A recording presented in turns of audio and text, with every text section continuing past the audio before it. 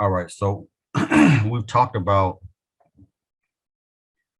uh, splitting patterns. We talked about the number of signals. We haven't talked about complex splitting yet. We'll probably talk about that on a different example, not here, just because I don't want to get off in the weeds with that, but we will discuss it. So today we're going to talk about chemical shifts and then integration, which is on here somewhere. I'll find it. We can talk about it on the same slide. So let's do that. I mean, put this in presentation mode.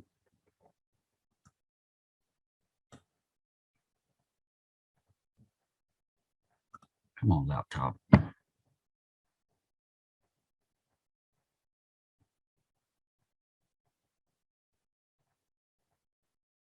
All right, so while we're waiting on this to go into presentation mode, rather than wait, we can discuss it because you should be able to see the screen. So if you notice, even with the signals, we know why they're not split or why they're not just single lines. We know that. We also know that each signal represents a particular proton in that molecule, a set of protons. We know that they're non-equivalent. That's why you see three signals, because there are three different types of protons present. And so one of the things about the signals is where they're located, and that's important. That's a really important piece of information to know when you're trying to either elucidate a structure or to kind of piece together what's connected to what. This is a really powerful tool that NMR allows us to infer, right? It's not really a tool, but it gives us information, and from that information, we can infer certain things about certain types of protons.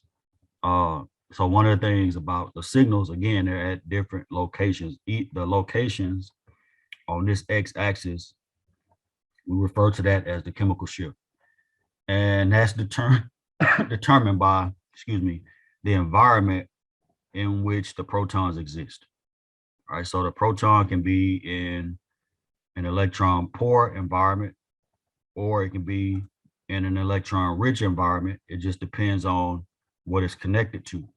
And we're going to discuss that here with this example as soon as I don't care what time I turn this computer on, how early I turn it on before class, it's still a piece of junk. Anyway, all right. So we have, again, NMR spectra is here. We got the color-coded protons. So the question is, why are the signals at different locations? All right, notice the blue protons are all the way down here. They're downfield, or upfield, I'm sorry.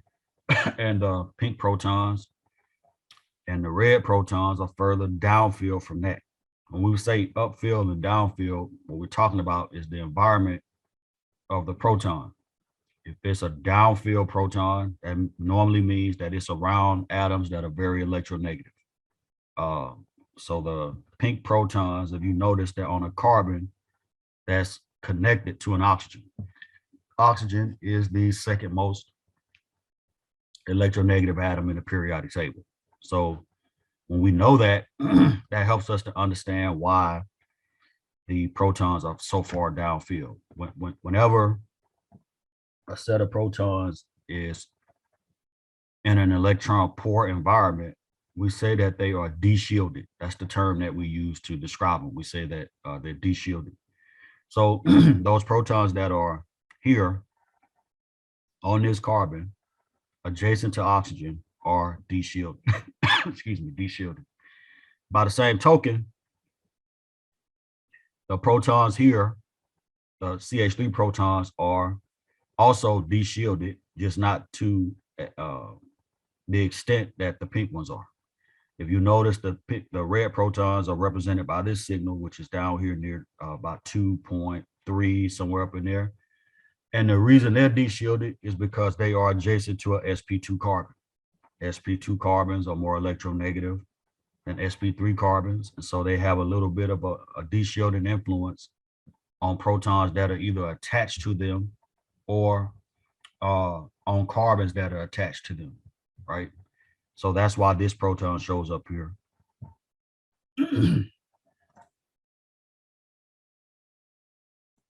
At about 2.3, all right? And then the CH3 protons are here. That's the normal range for alkyl protons, somewhere between 0 and 1.5. And the fact that it's in proximity to the oxygen probably plays a role in why it's closer to 1.5 than it is to 0. But at any rate, it is the chemical environment or the atoms around the protons that determine where they show up. All right. So the other part of this that I thought I had a slide for, but I don't, but it's fine. We can still discuss it, is what we call integration. So each signal we know represents one of these sets of protons. We got them color coded, so we know what's what. So each signal, in addition to having a specific location, a specific splitting pattern, and being specific to one of the sets of protons, each signal also has what we call an integration. And that is the number of protons that each signal represents, right? So the number of signals tells you how many different types of protons are present. The integration tells you the number of each different type, right? So for the pink protons right here, that integration would be 2. So normally with integration, back in the day, I can say that because I'm kind of old, but back in the day, that would be you would have to do it by hand. You take a ruler and you measure each signal, you calibrate it against one signal that you know the exact integration for, and then you just basically take the ratio of each signal height, and that'll give you the number of protons. Then the software evolved, and you're able to do about with software. So what you do is simply highlight a signal, and the software would take the integration under the curve of that signal. So there'll be a curve over the signal, and whatever the processing software you're using, it can integrate that signal for you. And based on that integration, it'll tell you this is 3 protons, this is 5 protons, this is 8 protons, so on and so forth. So for each one of these signals, for this quartet, which represents these signals, these protons here,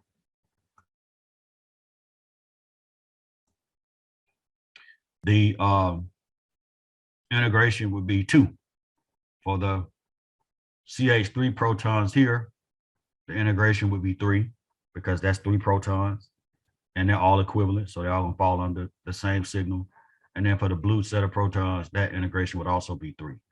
So sometimes if the integrations are the same, you got to have a way to tell the protons apart, especially if you don't know the structure. So when that's the case, that's when the other pieces of the NMR come into play, like the splitting pattern and the location, right? You have to be able to interpret NMRs based on all of those things: the splitting pattern, the location, the integration, and the number of signals. All of those things factor into interpretation of an NMR spectrum. So what I'm going to do, instead of doing this example that's coming up, I'm going to actually switch over to this NMR handout, and it's on Blackboard in the NMR spectroscopy, NMR/IR combo assignment. I think that's the name of it. It's in that assignments folder. And I think I sent it out Wednesday or Friday as an attachment. I can't remember, but it's there. So this is just a list of different chemical shifts, right? So regular alkyl protons less than 2, and then the chemical shift for the what we call allylic or benzylic type protons between 2 and 3. You saw that on the spectrum with the blue protons. No, I'm sorry, with the red protons, you see that's between 2 and 3. These are between 0 and 2. And then protons that are adjacent to electronegative atoms like oxygen, nitrogen, halogens, those protons show up between 3 and 5. Right, and then here's some other protons that you'll see in a spectrum. You have what's called vanillic protons. They are, if you notice, it's the hydrogen is directly attached to a CH2. I'm sorry, an sp2 carbon. Right here, you have aromatic protons that show up between 6 and 8. Those are very easily spotted, not always easily interpreted as far as which proton corresponds to which signal, because sometimes the signals are the way that those protons couple and split is a little bit different because of the aromaticity of that ring. And then here, aldehyde protons show up between 9 and 10, and then carboxylic acid protons show up somewhere between 10 and 12. And actually, in the aspirin experiment, we could actually see the carboxylic acid proton because when you synthesize aspirin, it's the hydroxyl group on the ring that gets acylated and not the acid. Sometimes the acid can get acylated as well. I'm not saying it doesn't happen, but it's a side product and not the main product. All right. So rather than do this example, I want to switch over. So let me stop sharing. I'm going to switch over to my iPad, and we're going to look at this handout real quick. And yes. Yeah. All right, cool. All right. So we have here several examples, and what I want to do first is go through each example and figure out how many signals we should expect. We're not worried about the splitting patterns or whatever, anything like that. All we want to know is how many signals to expect, and then we're going to take these examples and we're going to go through each spectra and try to predict which spectra matches which example. All right, so let's look at example number 1. And let me put the protons in here.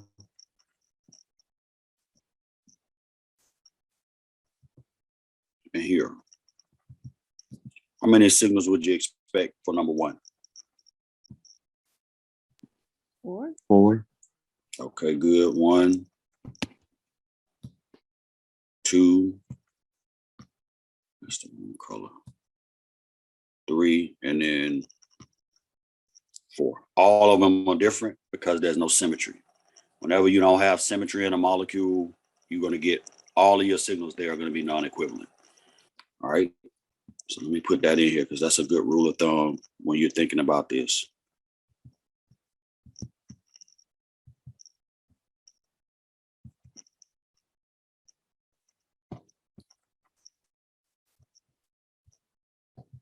So this is going to give me 4 signals. All right. What about over here? Is that symmetrical? First of all, I know it's tempting to look at it as symmetrical because of the ring. But in reality, it is not. So you're going to have signals here, here, here, right? And you got a hydrogen here, here, here, and here. So you're going to have some aromatic signals as well as some alkyl signals. So here you're going to expect at least 4, 5, 6, at least, let's say 6 to 8 signals, depending on how the protons on the ring couple with one another. You're going to have at least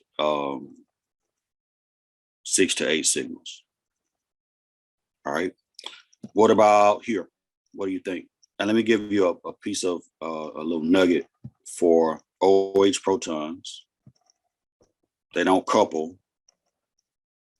When I say couple, I mean split.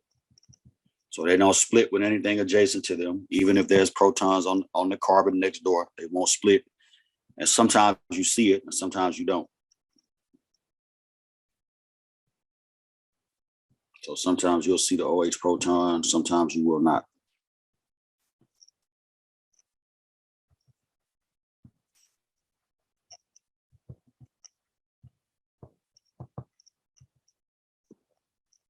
When you do see it, it's usually in a high field strength NMR, 500, 600 megahertz. But for the most part, that's a proton that you don't see. But you know is how would you know the OH was there? What other method could you use to determine that?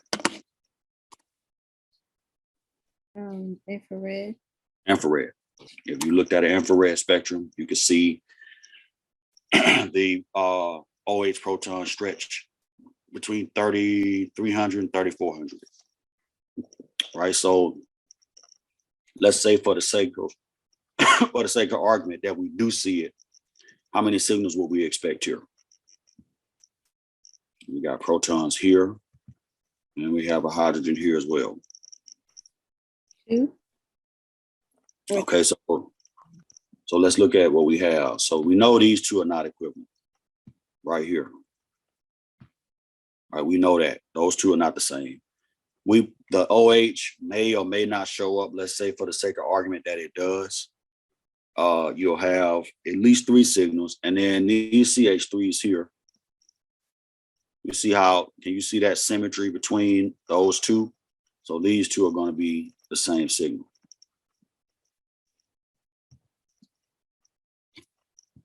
All right, so we're expecting 1 for the 2 CH3s, 2, 3, so 3 to 4 signals.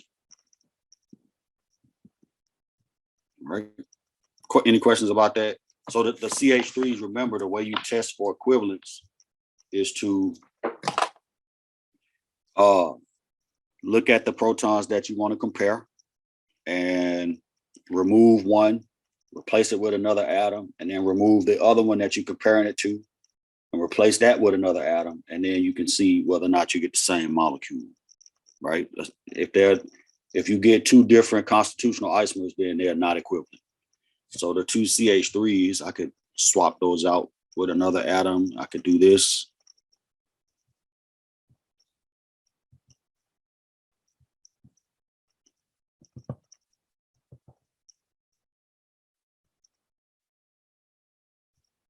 And basically that's the same compound, right?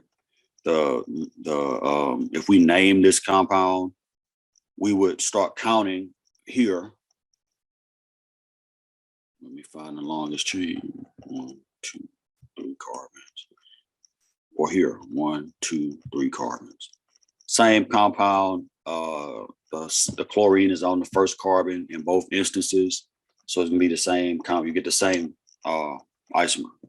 So for that compound, those 2 CH3s are going to be equivalent. All right, let's go to this one. What do you think? Then we just did that, so we know 1, 2, and then 3 signals. So 3 signals. So if we know the number of signals, now we can kind of go into the spectrum, and we're going to talk about the infrared and the NMR together with each one of these examples. All right. So let's take the first example, and let me see if I could. Let me see something. I want to try something right quick. That way I don't have to keep redrawing them.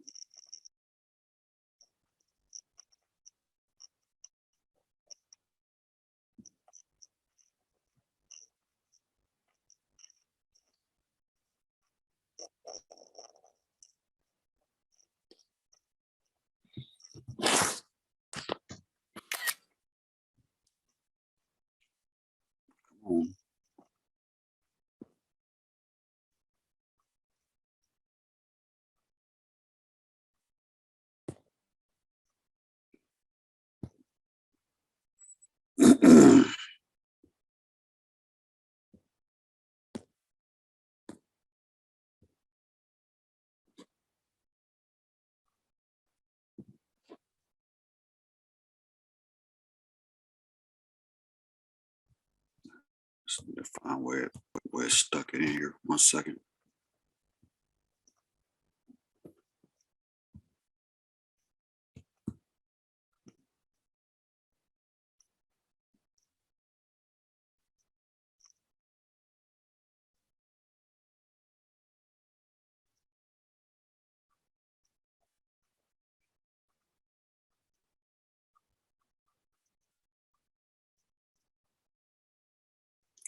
All right, so we can see in this spectrum, we have 1, 2, 3, 4 signals. All right, we have the integration is shown. That's the number over the signal. So 3 protons for the triplet at 0.9. This is a, let's see how many lines that is. 1, 2, 3, 4, 5, 6 lines. Excuse me. This pollen is whipping my behind. That's 6 lines, so that's a sextet. And that integrates for 2 protons. And this is a singlet integrating for 3 protons. And then the triplet integrating for 2 protons. So now let's go back to our structures. Which one of these did we predict to have 4 signals for? Was it 1 and 3? Yes.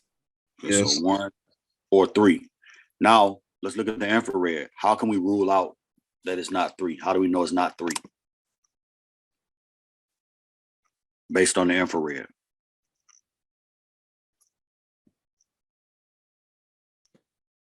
Do you see a OH stretch down here anywhere? Wouldn't that be a big lumpy looking stretch, like a big broad stretch? So no OH stretch. So it's not 3. It can't be 3. So it's got to be 1. Does that make any sense? That's how you combine the methods. If you think you have 3 or 1, and you say both of them are going to have 4 signals, that's one of the ways to rule it out. The other way is to compare the 2 structures, which we're going to do anyway. All right. And we'll come back and look at the differences in the spectrum. But let's look at 1. Because we said 1 will have 4 signals. So I'm just going to redraw that. All right, so this is, oh, come on, man. This is CH3. This is CH3. That's H. And H. All right. So which one of these signals do you think is going to be a singlet? Let's think about that.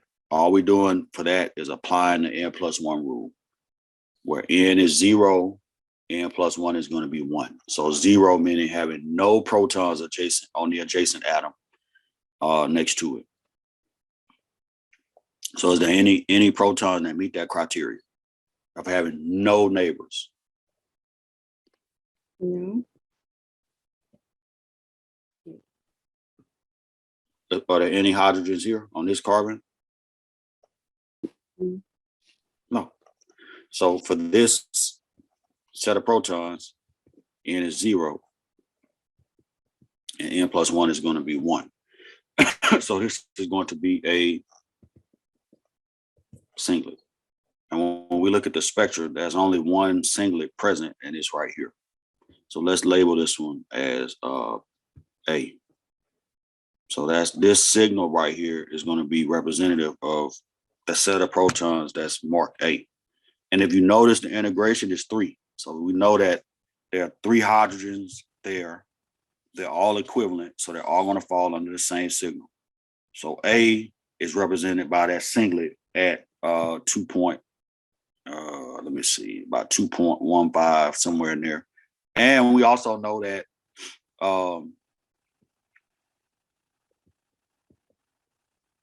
the chemical shift matters too, because you can see that A is one of those allylic type protons. It's the next to a sp2 carbon. That's why it is in the range of 2 to 3. That's why you see that. All right, let's start on the other end down here. All right, let me ask this question, then we're gonna ask the splitting pattern question. What should the integration be for that set of protons?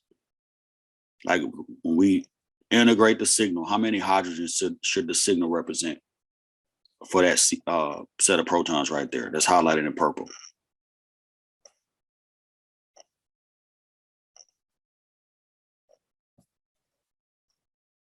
How many hydrogens are on that carbon? 3. 3. So when you integrate that signal, it's going to integrate for 3 hydrogens. All right. And so now we know that. What should the splitting pattern be? What is N for this set of protons? How many hydrogens are to the left of it and how many hydrogens are to the right of it? That's how you answer that question. 2. 2 to the left, none to the right. So N is 2. And then N plus 1 is going to be 3. So it should be a triplet. But we got a problem. Right? We got 2 triplets in here. We have a triplet down here at 2.4. We got one at 0.9. How do we know which one corresponds to this set of protons? There are two answers to that question. One of them is readily apparent if you look at the integration numbers. How many signals that shows up? Okay, so if they're both triplets, the way we tell them apart is going to have to be by the location as well as by the integration. So you can see here the number over this signal is 2. And this number is 3. Right? And we see that that's a CH3. So the proton, the signal at 2.4 cannot be the signal that represents that CH3 because it only integrates for 2 hydrogens. So it's got to be here. I have a question. Go ahead. How does it only integrate for 2 hydrogens when it's a triplet? The splitting pattern has nothing to do with the number of protons it represents. And you're going to see that in the example for this, right? This proton right here is only 1 proton, but it's going to be split into multiple lines. So the splitting pattern and the number of hydrogens on for a given signal, the integration and splitting pattern don't interfere with one another. So even though it's 3 protons, the fact that it's a triplet is because it's coupled to these protons next door to it, not the fact that it's 3 protons. So don't confuse the splitting pattern with the integration.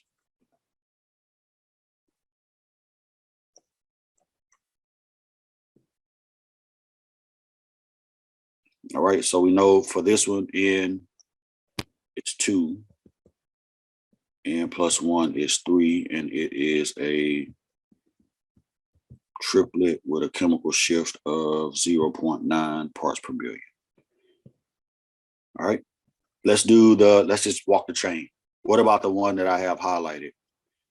What is the integration for that set of protons, and what should the splitting pattern be?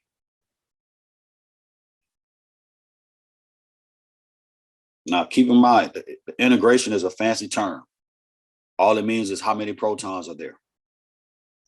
Right? Don't get bogged down with the terminology. All integration tells us is the number of protons that are going to be represented by a signal.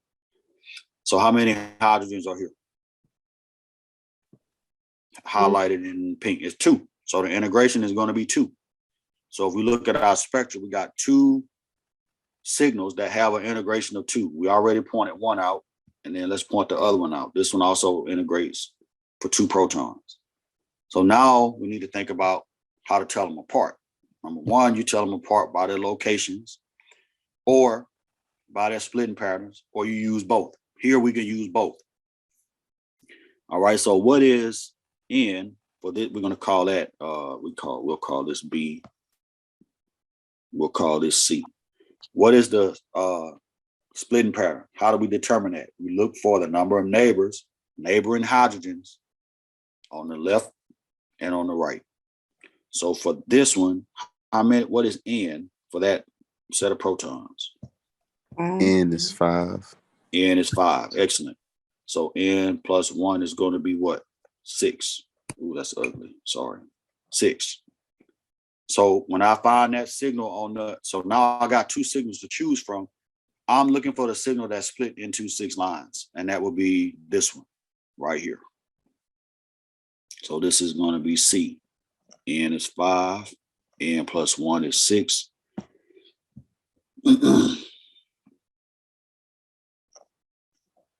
So this is a sextet, and with a chemical shift of 1.6 parts per million. All right, so that proton has 3 neighbors to the right, 2 neighbors to the left. So that's how we know the splitting, what the splitting pattern will be for that proton, or that set of protons. All right, questions about that, or about anything so far?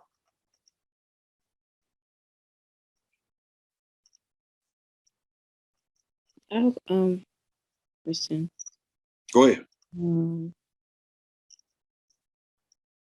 Can we, so for the OH stretch, where would that be? Where I have it highlighted in teal, somewhere between 3,000 and 3,500, and it's not there. Let me give you, let me show you what it would look like. You see this right here? Oh, okay. Yeah. That's what the OH stretch would look like. It's, you can't miss it. It's not a stretch that you can that would overlap with some other stretch, and you can say, oh, maybe, maybe not. When you, if there's an alcohol present, you're going to see that ugly, broad looking stretch, no matter what. Okay. And this spectrum, in this infrared, is not there. Like, this is not an OH stretch right here. Right. It would be much, it's a huge, really strong, broad stretch. All right, let's do the next set of protons, which I have highlighted in gray. What should that be? I mean, we kind of eliminated everything else, right? So we're going to call that D. And N for D would be what? That's, look to the left, look to the right, count the number of protons, and that's N. 2. N equals 2. N plus 1 would be 3. So this would be a triplet. And we only have one signal left, so it's here. Right? And it is a triplet. And it's at 2.4. All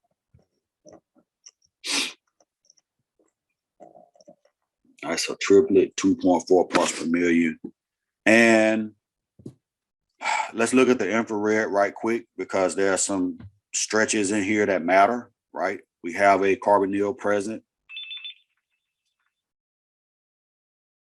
We have a carbonyl present right here.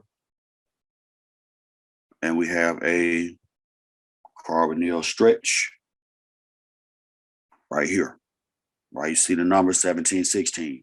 We also have an alkyl chain, which is showing up here. And then that, with that alkyl chain, the alkyl stretch is going to be here,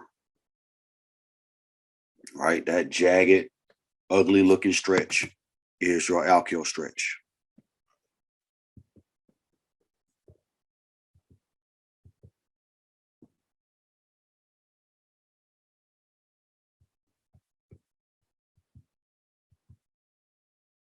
Right?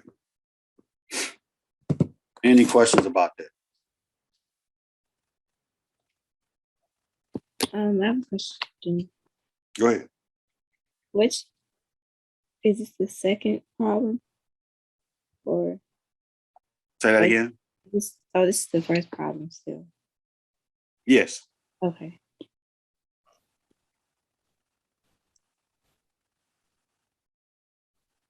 We're just looking at the infrared.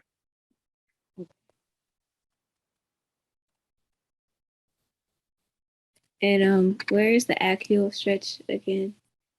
Is that like This right, the jagged stretch. I got, let me shrink this. Hopefully I can shrink the handwriting around it.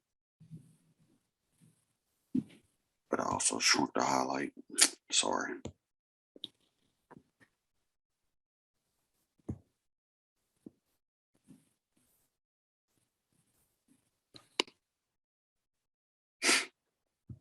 It's hold up.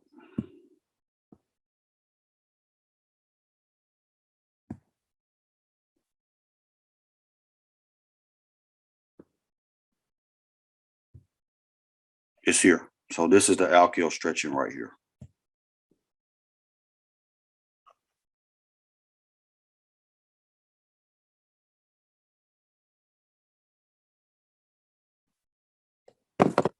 All right. So that always is going to look like that. It's jagged, it's raggedy looking, and it's always in the same place, somewhere between 2,800 and 3,000. All right, let's see if we can squeeze in one more example. We're going to go to here, and we kind of already gave this away. Let me just copy that and paste it down here.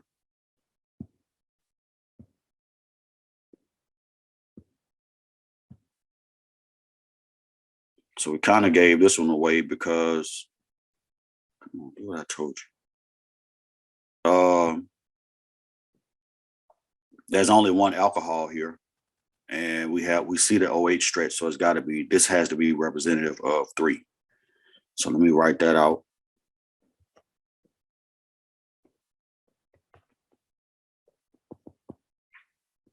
All right, and with that one, we said that we expect at least 3 signals, possibly 4.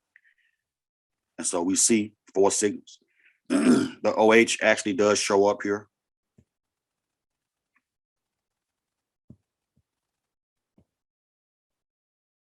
So that's that proton. So we can get rid of, we can rule that out.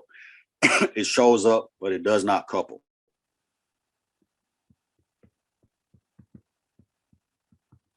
That's important because now let's go ahead and look at these right here and see where they would show up.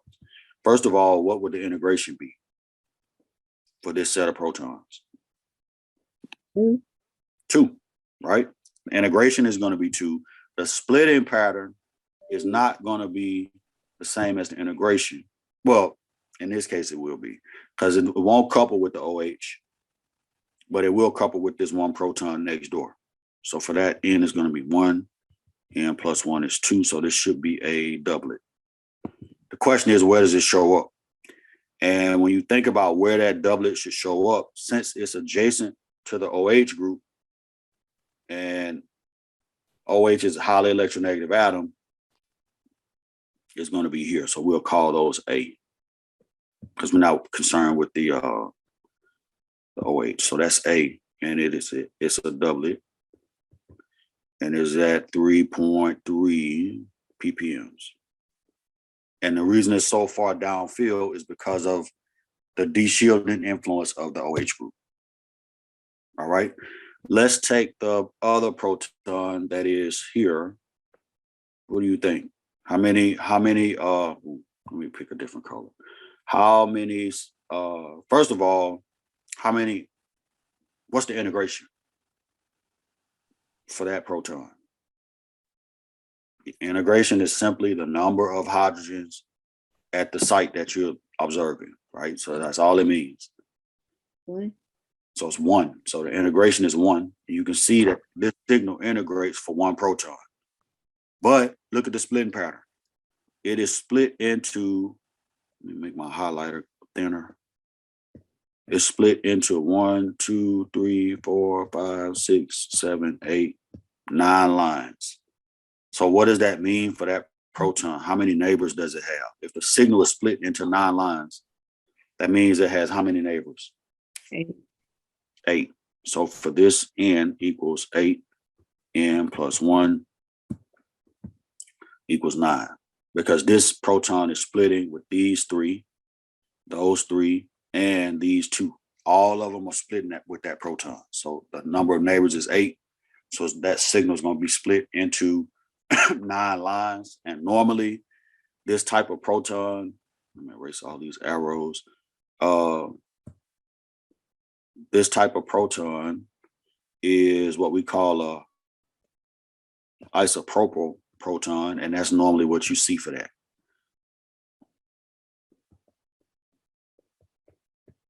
That's isopropyl proton. So that's normally what you see for isopropyl. It'll be split into multiple lines like that because it's going to split with both of those CH3 groups. All right.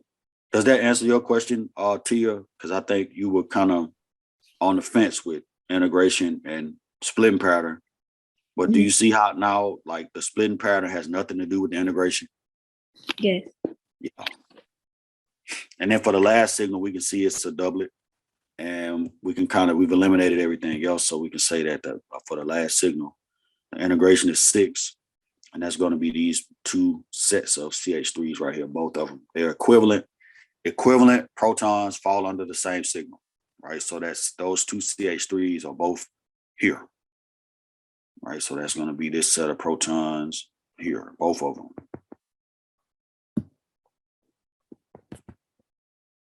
That's why it's six protons, and that's why the signal is so much taller than the rest of them.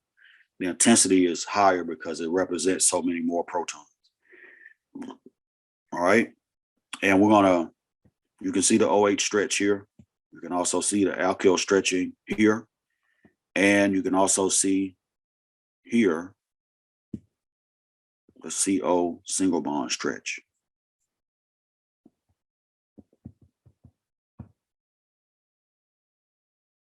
All right, so the CO stretch, alkyl stretch, OH stretch, all confirm that this is the proton that this signal represents.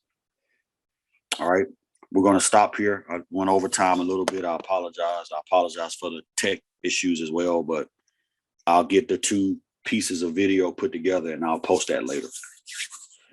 All right, any questions before we log out?